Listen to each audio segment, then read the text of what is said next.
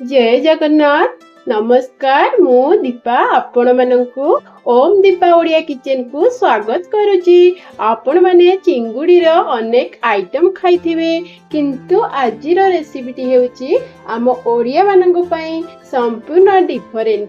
चलंतु dairy न करी आरंभ करिवा आजिर एही रेसिपी पोटल चिंगुड़ी। चलंतु देखिनबा एही रेसिपी पई आवश्यक सामग्री हेउची मु एठी पोटल चिंगुड़ी रेसिपी 200 ग्राम पोटल नहीं जाइची, 400 ग्राम चिंगुड़ी नहीं जाइची, एबे गोटे पियाज चॉप करी नहीं जाइची, गोटे टमाटो प्यूरी नहीं, अदा रसुण पेस्ट नहीं, नड़िया किछि पोस्त कंचा लंका को नहीं जाइची। एबे चलंतु स्टार्ट करिबा हमर रोसी। बे मु चिंगुड़ी रे 1 स्पून लूण ऐड करनी, हल्दी गुंड ऐड करनी, सोरिष तेल को ऐड करी एहाकू मैरिनेट हेबा पई किछि समय छाडी दउची। पोटल को मु एही परि टिके चोपा छडी नउची, देखिबा को मध्य भलो लागिवो। पोटल रो दी साइड को काटी नबा। बे एथिरे किछि चोपा लागिची, चोपा को मध्य टिके छडै नबा। बे मु पोटल को एमती 2 खंड करी सब काटी नैची। पैन टी हमर गरम हो जाइची, सोरिष तेल को ऐड कर नउची। बे तेल टी गरम हो जाइची, सेतिरे पोटल को मु ऐड कर नउची। पोटल रे पानी बाहरी थाए, गैस रो फ्लेम को हाई करी पोटल को भलो भाबे फ्राई कर नबा। पोटल एबे फ्राई हो जाइची, देखंतु मु एबे एहा को गोटे प्लेट को काढी नउची। मु एबे एथिरे किछि आलू ऐड कर नउची। आलू हेउची ऑप्शनल, आपनकर जदि आलू पसंद आपन मध्ये आलू नै परिबे। एबे आलू मध्ये फ्राई हो जाइची, मु एबे ताकू गोटे प्लेट को काढी नउची। जदि चिंगुड़ी को फ्राई कर नउची। एबे हमर चिंगुड़ी फ्राई हो जाइची। एबे हमर चिंगुड़ी फ्राई हो जाइची, मु एबे एहाकू साइड कर नउची। कड़ाईटी गरम हैला परे मु किछि तेल ऐड कर नउची। तेल गरम हैला परे मु एबे तेजपत्र 2टी गुजराती 2टी दालचीनी किछि जीरा ऐड कर नउची। चॉप करी रखिथिबा पियाज को ऐड कर नउची। एबे पियाज टी ब्राउन कलर हेबा पर्यंत ताकू लो फ्लेम रे फ्राई कर नबा। देखंतु एबे पियाज टी हमर ब्राउन कलर हे आसलानी। आमे सेतिरे अदा रसुण रो पेस्ट को दे दबा। एबे एथिरे गोटे चम्मच लंका गुंड, गोटे चम्मच हल्दी गुंड, गोटे चम्मच धनिया गुंड को ऐड कर नउची। मसला को टिके कसी नउची।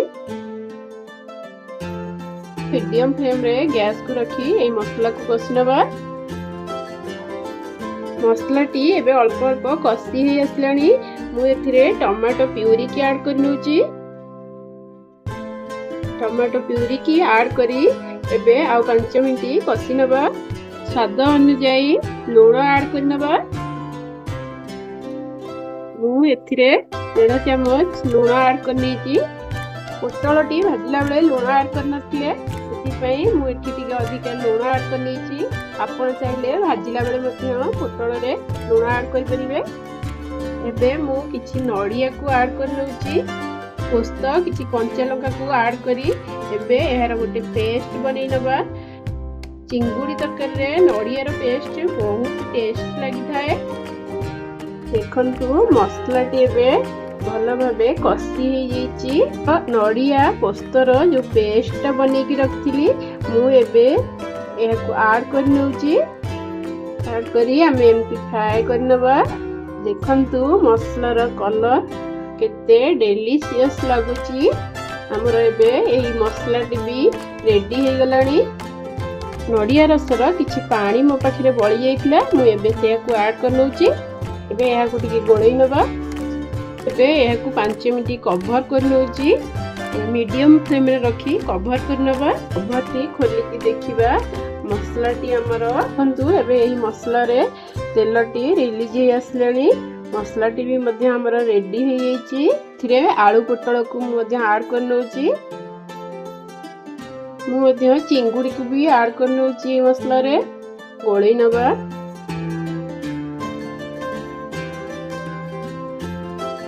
ଆମେ ଏଥିରେ କିଛି କସ୍ତୁରୀ ମେଥିକି ଆଡ୍ କରି ନେବା। हाफ स्पून गरम मसला को ऐड कर नेबा। अल्प समय पई एमती फ्राई कर नउची। एबे एथिरे गोटे ग्लास पानी ऐड कर नउची। हमें आकु किछि समय फुटीबा को छाड़ देबा। मीडियम फ्लेम रे गैस को रखी एबे कवर करबा को छाड़ी दउचे। आसंतु एबे हमें देखि नबा हमर एही पोटल चिंगुडी रेसिपी केमती हेची। हमर एथिरे अधिका पानी भी नाही, एमती ग्रेवी मध्य बनिची। शेषरे मु किछि धनिया पत्र को ऐड कर नउची। एहाकू आपण माने गरम भात सहित खाइ नियंतु, बहुत टेस्ट आसीजिवो। एबे हमर रेडी हेची पोटल चिंगुडी रेसिपी। मु एहाकू गोटे बाउल को काढी नउची। देखंतु केते सुंदर भी लागुची देखिबा पई, खाइबा पई भी बहुत टेस्ट लागिवो। एही रेसिपी आपण मानक किचन रे थरे ट्राई करंतु आउ आपण मानक मतामत मते कमेंट द्वारा जणांतु।